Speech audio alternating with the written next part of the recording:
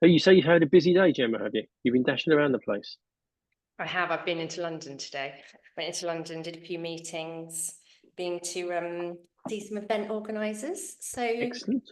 yeah. I think it's always nice when you have a really efficient day where you can kind of dive in, do a bunch of stuff. And for me, when if I go into London, it's a minimum two things. If I can do three or four things, that's a really good day. But I don't really want to be kind of, committing traveling time for one thing unless it was really important.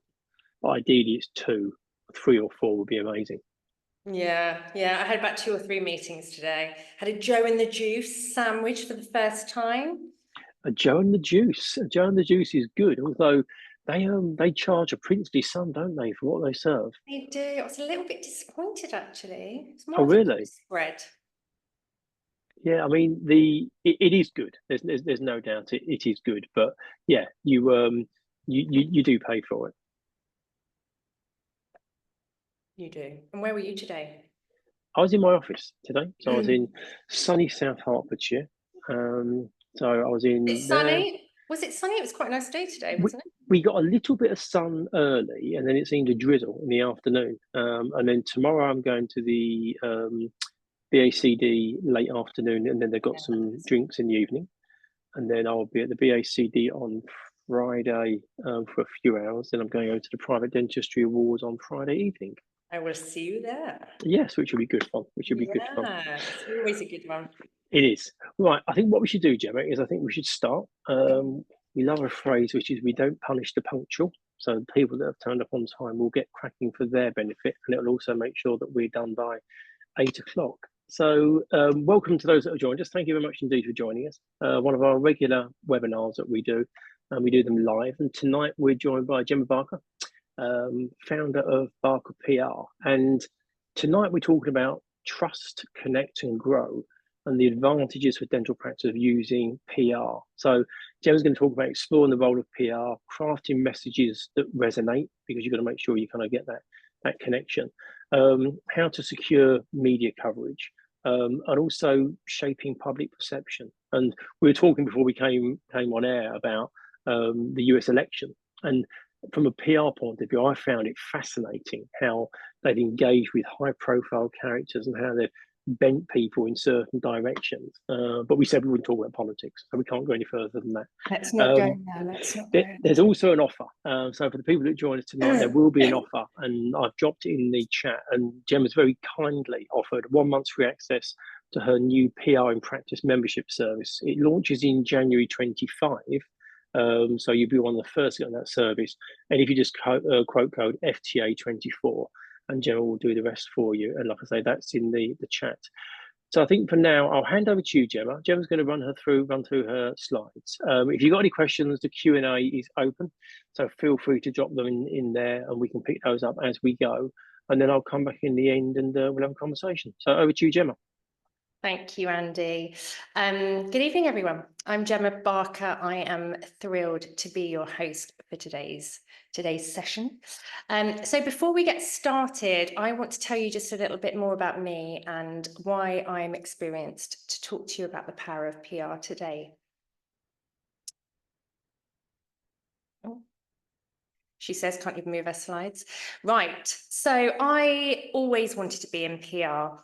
I guess my first exposure to PR was probably absolutely fabulous, which I can promise you is nothing like my day job. But I did recognise very early my passion for communication. I had a real love of English language and of people. I studied a communications degree in Nottingham and I specialised in sociolinguistics, which is a study of language and the media. I had a stint at the BBC and I very briefly toyed with the idea of being a weather girl before landing my first full-time PR role for a big dental manufacturer. And honestly, I found a true love for the world of dentistry and the fantastic people that serve it. Over the last 20 years, I've worked both in-house, looking after businesses that serve the profession, in dental publishing, and as the founder of a healthcare PR agency. I started my first agency in 2009, which later became Barker PR in 2014, and it represents many of the leading brands in dentistry and in healthcare.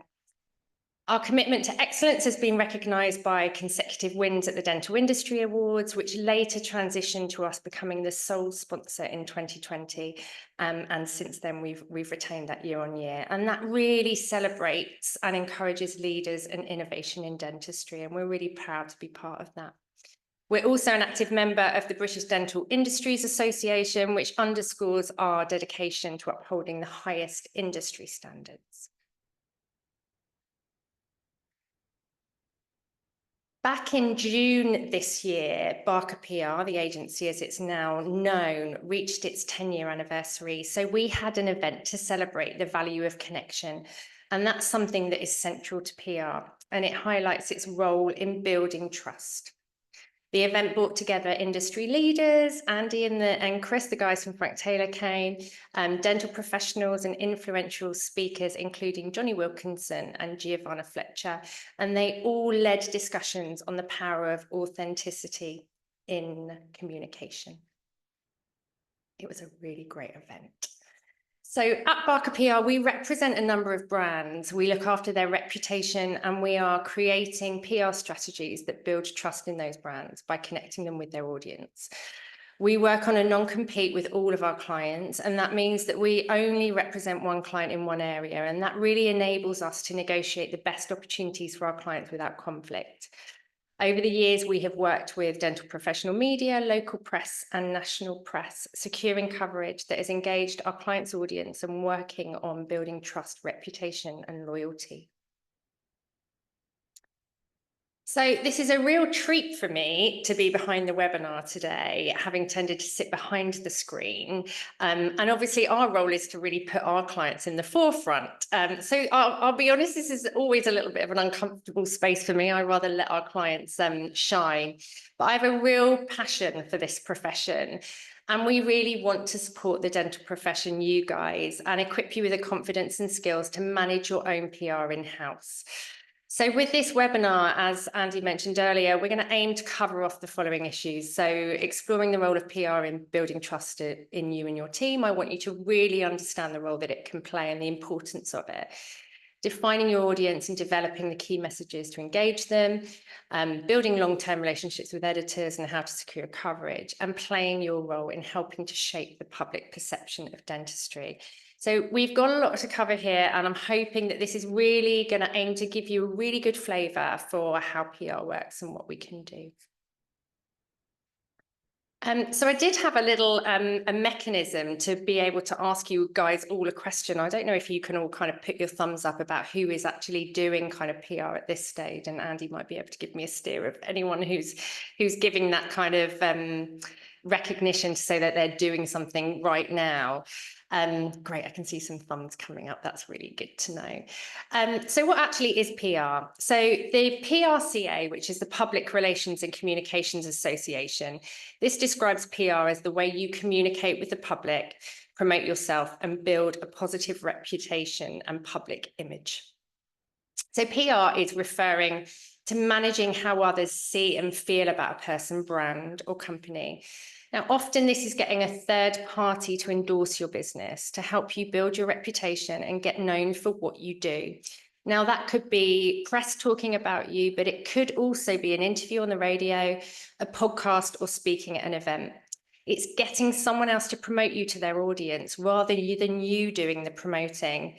They tell their audience that you're great rather than you telling your own audience. And that's why it's so powerful. It builds your credibility, it builds trust, it builds your brand, and ultimately can build your practice. So we're often asked, what is the difference between advertising and PR?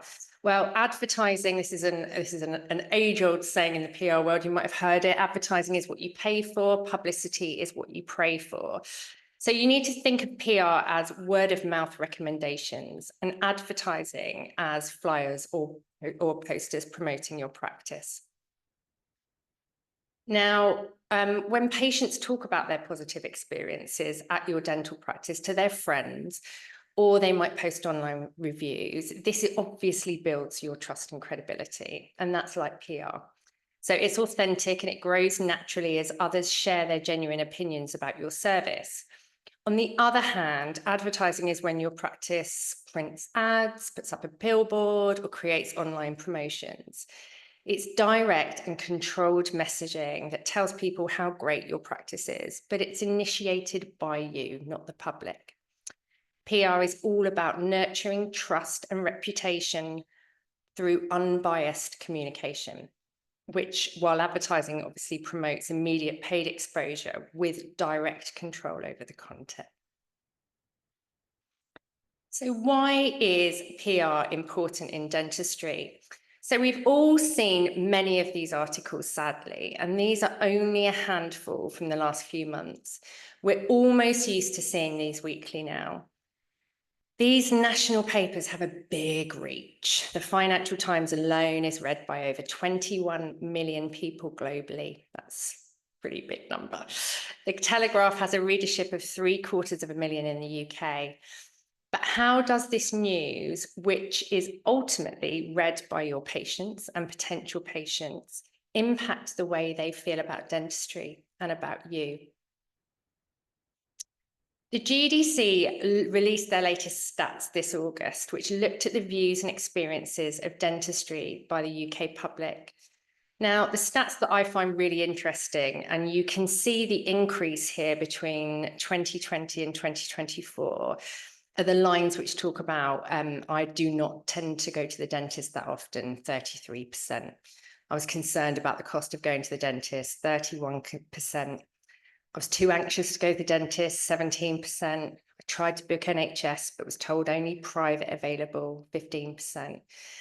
Now, all of these are perceptions that exist that are very real, and they are preventing private dental appointments from being made. And they're not something that can be overcome by an advert, social media advertising, or regular marketing routes. But this is something that can be overcome by building trust. Now, trust is something that has to be earned and established over time through multiple cumulative, meaningful interactions. Now, what happens if we do nothing and we let these perceptions remain? Well, the impact is on ultimately patients by not visiting the dentist. And the latest stats from the Oral Health Foundation for this year's National SMILE Month stated that only a third of people say there's nothing that would stop them from visiting a dental professional. So that's 2/3 of them holding them back. Now, you guys know these figures, but if we don't do anything, are these figures going to become more? So we've got 11% pinpointing guilt and shame over their oral health as the main reason why we wouldn't go. And again, these are stats you've seen before. 1/4 of people only brush their teeth once a day. 1 in 3 have tooth decay. 80% of people have experienced bleeding gums, sensitive teeth, or mouth ulcers in the last year. So what specifically can PR do for you and your practice? So if PR is all about building reputation and trust, how important do we think that is to the success of you and your practice? Well, it's a no-brainer, right? Your patients need to value dentistry. They need to have trust in you and your ability to support their dental health. And your local reputation will impact whether your community comes to you or the practice around the corner. That customer journey can be really positively impacted by PR, especially in those early stages of creating awareness, knowledge, and interest. Now, when it comes to the awareness that PR creates of you and your practice, this will obviously ensure your potential patients have heard of you and your colleagues. You are the experts. You have knowledge to share. Share it with your community and ensure they value their dental health and understand the impact that it has on their overall health. You're now piquing interest, which will impact why patients may consider you over other practices, leading to hopefully making that appointment. So there are many different types of PR, most of which overlap and do not operate in silo. So remember that building trust in a brand, which ultimately is the art of PR, is earned and established over time through multiple interactions. For most of our clients, achieving positive news stories in the media is usually the main PR objective. But that's just one type of PR.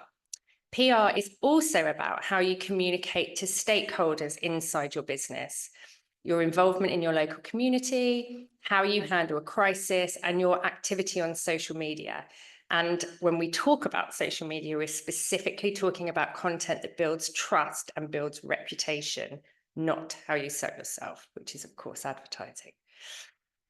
Remember that many of you are doing PR without even thinking about it. The way you talk to your local community when you get a coffee, having lunch close to where your practice is and chatting to the staff. This is all building a picture of you and how people talk about you when you're not there.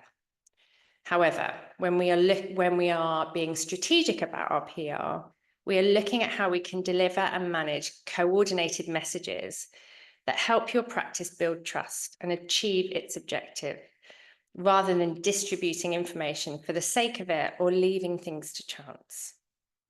It's all about knowing what your practice priorities are and ensuring all communication activity supports these priorities. So when you're building that PR strategy, we really want you to start by defining your audience first. So who do you want and need to communicate with? So as an agency, we often build an avatar which really helps you to understand your audience, what their world is like, what matters to them. It will bring in their likes, their dislikes, and their potential barriers to dentistry. So remember the GDC report about public perceptions. Knowing this level of detail about your audience will really help you to create communications that they'll truly engage with. Remember, it's audience needs first. This is not a sales pitch because it's not an advert. Now, when it comes to those key messages, remember that you're not selling yourself here, and I can't stress that enough. You're building trust in you as the expert, engaging with your audience in matters that they care about. So find that common ground and look at making a real connection. Now, our team recently attended an event with health writers for the Telegraph and Hearst publish women's health and men's health magazines, where these editors stressed the major PR opportunities that they had were with expert commentary, i.e. from you guys. And they particularly pinpointed preventative health, longevity, immune health, and sleep maxing as big news and buzz topics for their editorial opportunities for next year. So how do we reach these audiences? Well, I'd really encourage you to build that dream media list. So considering your avatar, where they spend their time, what they read, what they listen to, and what they watch. There is no point reaching a patient demographic of 50 plus through Instagram if your local glossy county magazine may be a regular must-read for them. Likewise, your local radio station may have a strong following for your target audience who would love to host local experts, as long as your topic, of course, is pitched with their listeners in mind.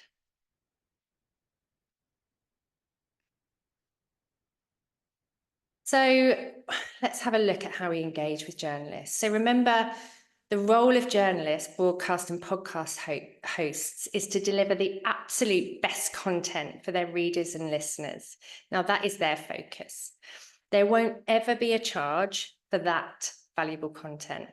However, anything that seems even remotely salesy will see you very quickly being handed over to an advertising manager to charge you for the privilege. So be really mindful to ensure that that first contact has been positioned to help them and to deliver real value and insight to their audience. So with this dream media list, I'd really recommend researching writing styles and the types of content that they produce, as well as the editorial opportunities available. For example, they may have an Ask the Experts page. Well, that would be perfect for you. If not, could you offer it up as an editorial position that you could fill? Always ensure that you are delivering something unique, be it insight, personal stories, tips, or new news. Unique stats are always really interesting, especially if you have the ability to undertake surveys that might potentially give insight into your local area.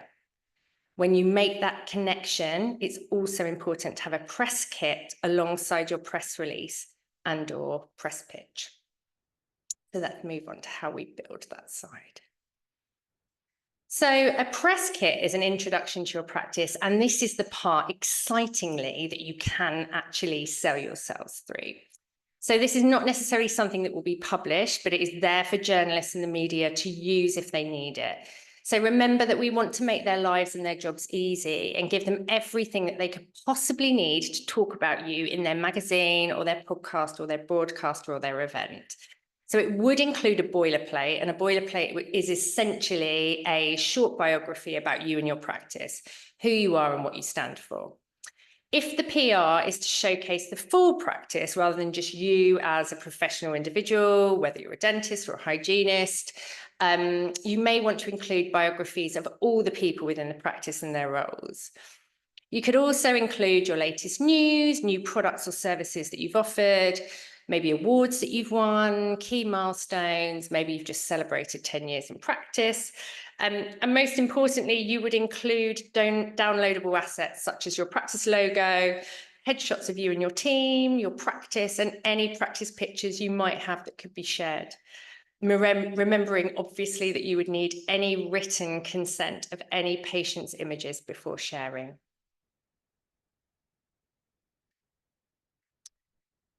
Now, there has been some debate over recent years as to the value of a press release versus a press pitch to a journalist. Now, a press release is essentially a written statement that provides information to a journalist that makes an announcement. It might create an official statement or provide information with the goal to grab the interest of a journalist or a news outlet to enable them to use the information to create their own story. A press pitch would be more of an email approach, outlining your pitch to them as to the value that you could bring to their readers and how that might manifest. Now, the media, particularly the national press, literally receive thousands of pitches and press releases every day. So we want yours to stand out. Now, I and the rest of my team really stand by the value of a press release, and they really help to get key players on the same page.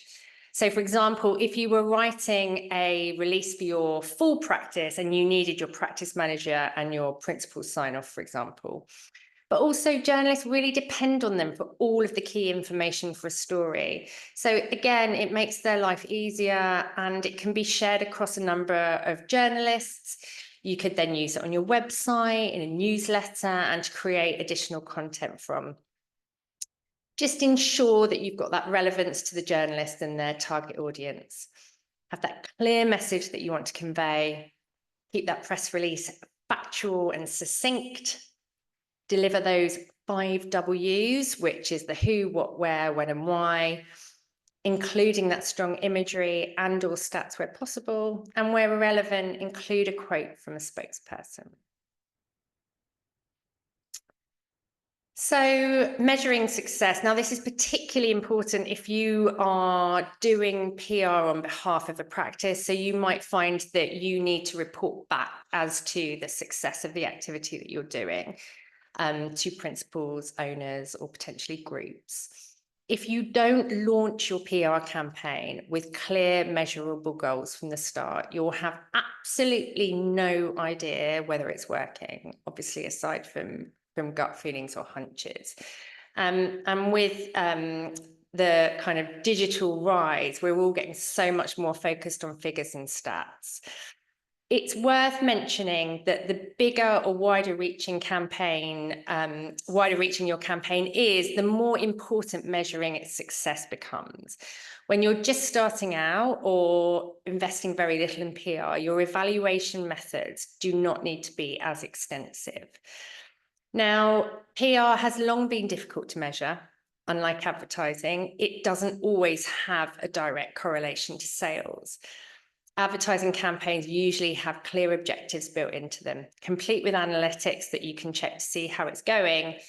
But of course, many marketing and communications tactics, including PR, don't include built-in software. Now, if public relations is about establishing and protecting a brand's reputation and building relationships with the public, This is obviously entirely different from an ad campaign run on Facebook for a set time with clear parameters. However, it's not impossible.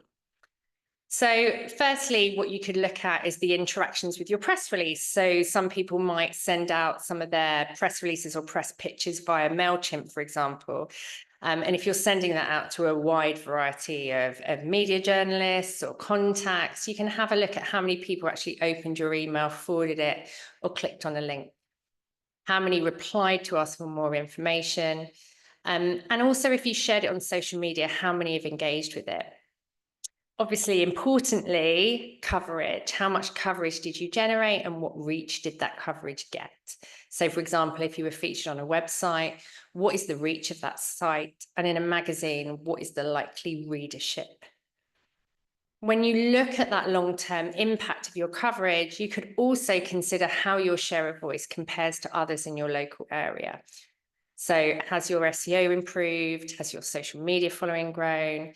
Is your website seeing increased organic traffic? And how many mentions are you getting against potentially some of your competitors in your local area? Advertising value equivalent used to be the main way that people would measure PR. It's not now because we're looking at all those other areas that we've just gone through, but it can still give you an indication of what your earned coverage would have cost if you had to pay for that space. So, of course, a news article is more respected than a paid advertisement and is much more likely to be read and considered.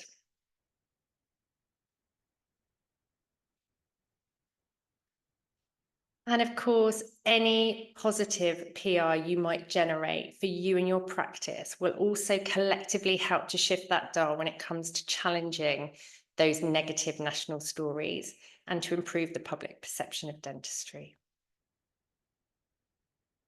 So, in summary, PR is your tool in building trust in you and your practice. It's 90% more effective than advertising. Expert content will increase familiarity 88% more than branded content. Please don't fear it. Dentistry needs your voice. Define your audience and how to reach them.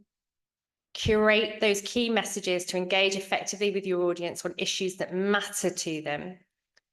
Build long-term relationships with that press and issue communications that are really important to their readers, and that is what they're going to value and reach out to you for, and help to shape the public perception of dentistry.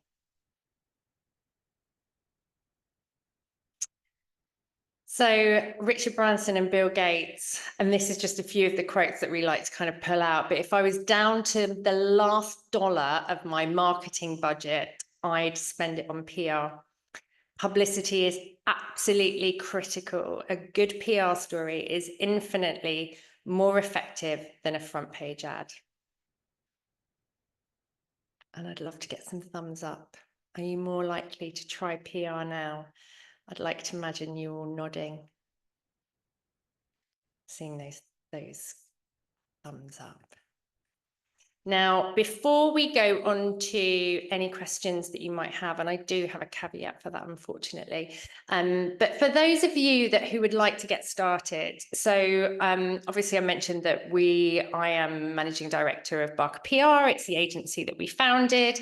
We are really passionate about supporting dental professionals and ultimately about helping to shape that kind of public perception of dentistry.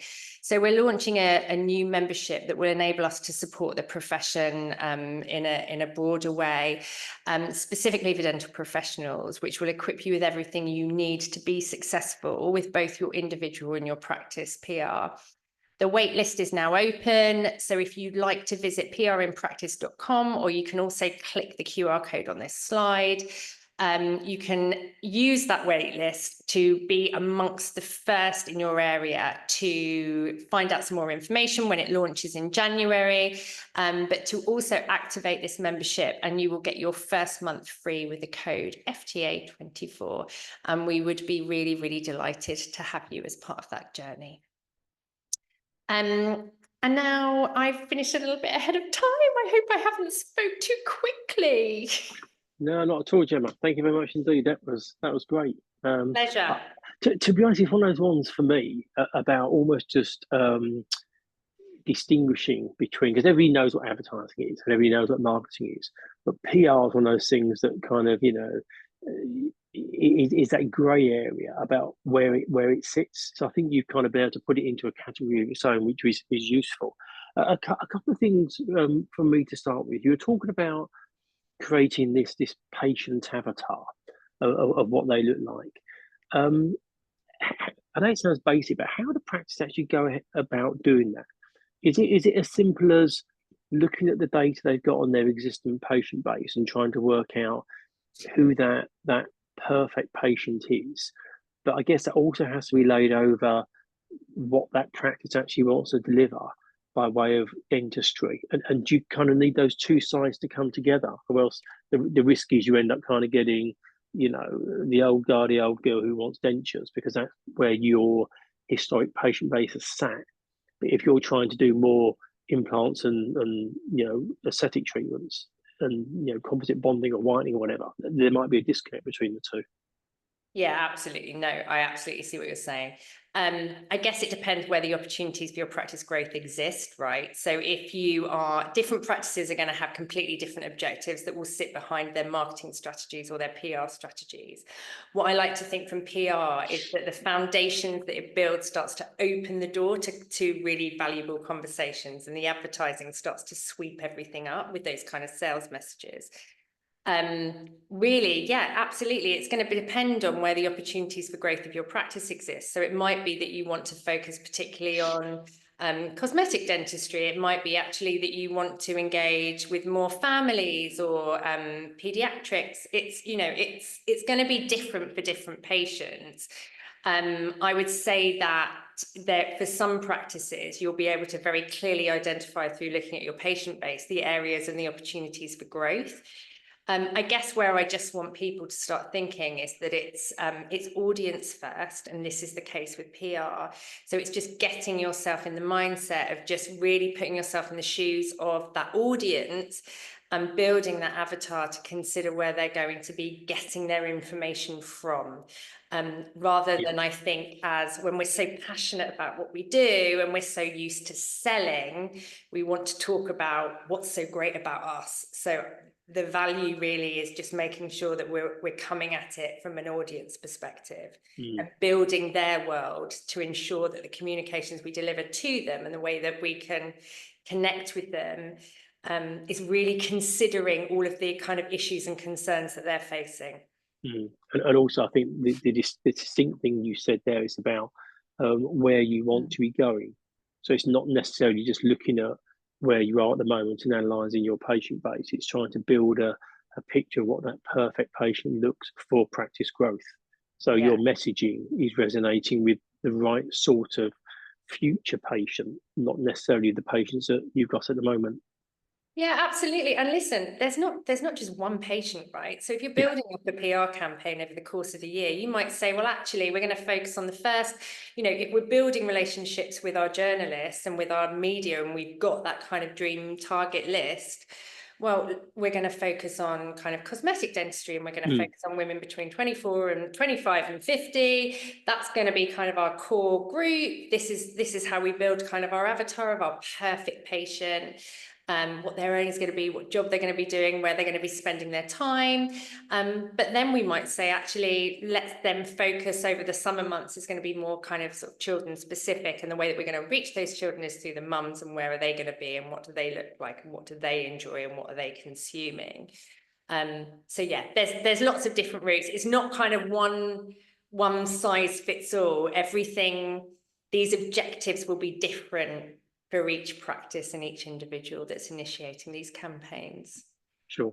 But as you were talking about press kits, many years ago, I worked with the British Chambers of Commerce, like way before I owned any businesses. I used to work for a bank, and I was fortunate to get some PR training, and we did some work with some guys from Channel 4 News.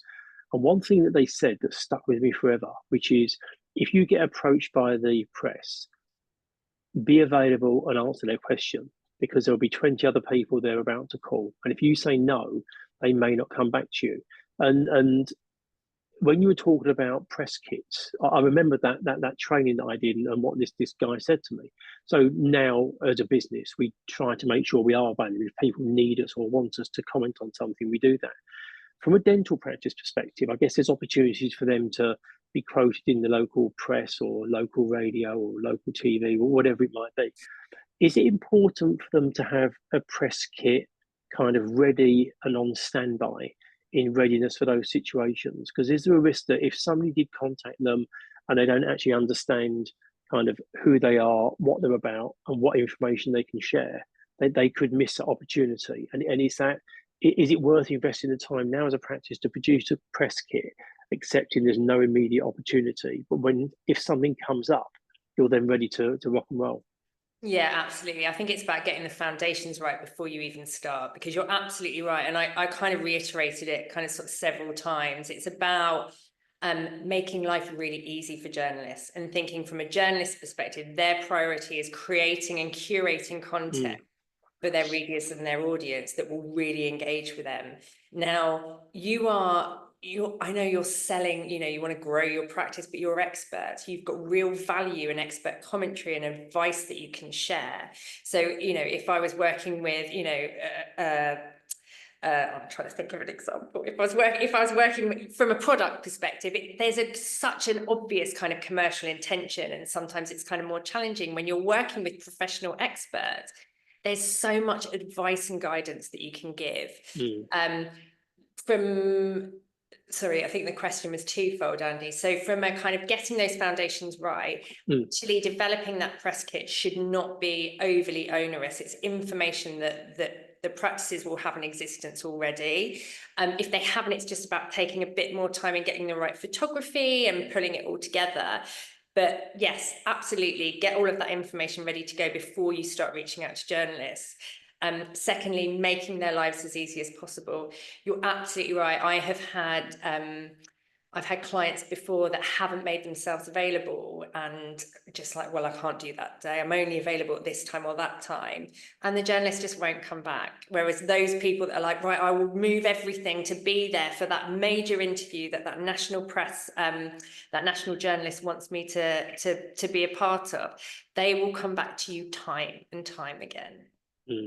You're saying about being interviewed. There may well be people who are kind of anxious or concerned about that. Do people need any basic training on PR and how to present themselves to the press, and things to say, things not to say, things to do, things not to do? I always watch quite critically when I see people on the news, and if they've never been there before and they're on a swiveling chair, you'll see them doing this while they're being interviewed, because obviously they're a bit nervous. Are there certain kind of do's and don'ts that people can use and work to? My favourite one is, do you remember the guy in COVID whose baby kind of came in on the wheels, and then the mum kind of ripped them up? I mean, let's not do that, but that was Absolute hilarious. carnage. Yeah, I mean, you will have some practice. I don't want people to shy away from initiating PR campaigns because they feel that the only route that they've got to go down is like broadcast media, and that they would be interviewed live on it, because that is not, some practices are going to love it, but it's not going to be for everyone. Really, the main benefit for PR is doing your local community, engaging with your local communities. So the national press opportunities, yeah, they're going to be great, and they're going to be read by a bigger kind of, a bigger audience, but they're not necessarily all going to be it's going to take an awful lot longer, a little bit of longer time to do. Yeah. And secondly, they're not all going to be your patients. So some of that kind of awareness is going to be lost. So I would say that the quicker wins will be within your local area, and they would be less kind of broadcast opportunities. If you want to go down the live broadcast route from a television, radio perspective, then yes, I would definitely recommend media training. Now, as part of PR in practice, one of our first month is we're offering media training to everyone, and it will be kind of sort of a broad brush kind of running through some of those kind of do's and don'ts. But it does really help to just give confidence and empower people. But yeah, it's not scary. Andy, it's challenging, isn't it? I think these practices and dental professionals, they know their craft, they know their art. I don't want them to be fearful of this being something they shy away for saying the wrong thing. So has PR changed over the years? Because I guess now the channels have become way more digital, which means they consume content at a ridiculous rate. What I would have seen this morning on Instagram, I probably couldn't even find now because it's just lost in the scrolling. So is that a challenge for PR as well in trying to kind of pick the opportunities that are going to get seen? Yeah, and I actually think you and I had this conversation when I came on your podcast. Yeah. We were talking specifically about it, but yeah, it's hugely evolved. I mean, if you think kind of 15 years ago, you were specifically targeting editors of publications, and you've now got many more online platforms, which gives you a far greater reach. But what we also have to consider is influencers, and influencers become an ambassador for their audience. So if you consider them and their role as almost being a little bit like a journalist, as an editor, is ultimately what you want to do is kind of reach their audience and get that kind of third-party endorsement that way. Now, that is an additional route, and that is a really kind of key consideration to take. But yeah, it's, PR is everywhere. What you've got to think about it's talking about, I'll give you an example. My husband used to be an estate agent, he used to do it in London, and then he moved to the local area. And I remember him getting a bit road ragey and honking his horn once in the local area. And I was like, David, you can't do that. We live here now. This is your local PR. But you've got to think about, your PR is everything that you do, and it's building that picture, and it's building up that perception of how people view you and talk about you when you're not there. So it's so far-reaching, and it will change again over the next kind of 5 to 10 years. But that's why thinking about your audience and how you can reach them specifically is really, really valuable, because that's where you will see the opportunities for where they're spending their time, and how you can make sure that you are kind of delivering the right messages to them. You were talking about figures and stats as well. And obviously, when anybody's spending money on anything, it's advertising, marketing, new products, employing a new team member, wherever that money's going, people are always like, so what's my ROI? What's my return on investment? What am I going to see back from this? Is PR, and has it historically been something that's quite difficult to come up with some tangible numbers of what you get for it? Because as you were just describing then, don't honk your horn in the local area if you're an estate agent. People look around and go, well, he's an angry bloke. I don't think I'd sell my house with him. Extending that out, does that become quite slightly complex in terms of people knowing exactly what they're going to get by way of a return for investing in PR? I don't think it's so much. It's not that it's not necessarily that it's an expensive route to take. I mean, I think certainly what we're trying to do is empower the profession to be able to do this themselves. And we can't support all of the profession as an agency, because, as I mentioned, we work on a kind of non-compete. So I don't think there's a need specifically for the profession to have an agency doing this work for them. I think that there is a role within practice for, practice managers or principals to initiate this as part of an overarching kind of marketing strategy. So it's time. What you're doing is you're earning your place in the media, and that is not paid for. So the investment is actually just your time and building your skill and expertise around it. Now, I'm not saying that everyone can do it and that it's easy. I put myself out of a job. But, there are some really kind of key skills that you can learn to get some really key results, which can fundamentally change the way that you do things. And like I said, when you're talking about the impact that you can make, it's just considering why you're doing everything. So when you're looking at, it's about growing your awareness, reaching out to that target audience, building that knowledge, positioning yourself as experts, and then building those kind of KPIs around what you want to achieve from it. And, you know, one piece of coverage is going to be, you know, in your local press, or certainly in national press, you've made your return immediately in terms of Is PR a bit of a hidden gem in dentistry? Do that many people actually do it? Because we all know what it is. We talk about it, but because it's one of those things that requires time, the investment is time, not necessarily. There's some money, but it's mostly time. Is it kind of one of those areas of promotion that if you actually harnessed it and did it, you would stand within your local area, you would put yourself head and shoulders above your competition, because most people just aren't out there doing it. Yeah, absolutely, 100%, without a doubt. We've worked with a couple of really big practices. So you have some of that absolute kind of top tier of leading practices in the UK really recognise the value of it. And you'll see them in the national press, and they are absolutely killing it. But we want to make this more accessible. And I've had this conversation for the last 20 years with lots of people, and people are really nervous. They're really nervous about doing and saying the wrong thing. And I think this, for us, you know, this is being kind of a bit of a project that's been bubbling away for a really long time. It's just, you know, the only advice that I can give is just really, we want people to have the confidence and feel empowered that they can take the right steps forward and make this really successful. Brilliant, Joe. Thank you very much indeed. I found it enlightening, found it fascinating. The thing that I love about it is that so many things that we do require, you know, expertise, money, investment, a partner. And sure, there's a service that you're offering to help people, but actually, if people build it in as part of their strategy, and they commit time, and it doesn't necessarily need to be, you know, the dentist or the principal. There might be somebody else in a practice that can create those opportunities and field some of those initial inquiries, and even answer lots of the questions depending on how detailed they are.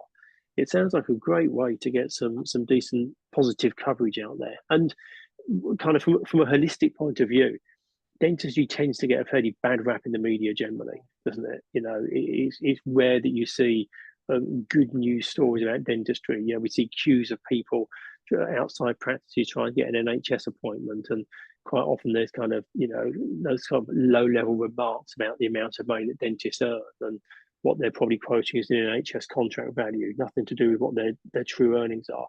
Whereas I think PR done in this way can actually elevate the overall understanding and appreciation of the profession and how important dentistry is, not just from an oral healthcare, but from a systemic healthcare point of view as well.